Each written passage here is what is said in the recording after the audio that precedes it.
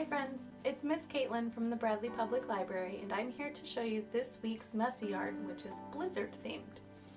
All you need for today's project is cardstock or a canvas, blue, white, and purple paint in any shades you prefer, and an old gift card, credit card, or debit card. Alright, now that you have what you need, let's get started.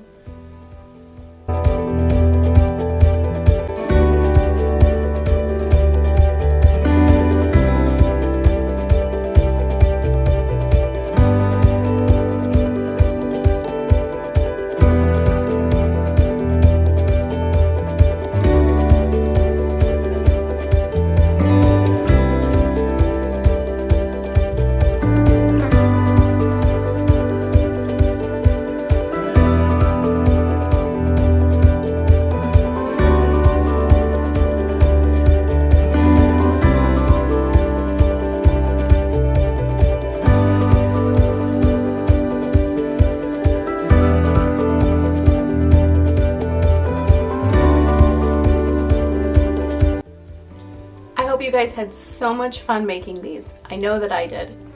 As an extra bonus, if you did this on a canvas, you can do this again once it dries and create multiple layers, which will just add to the beauty of your project.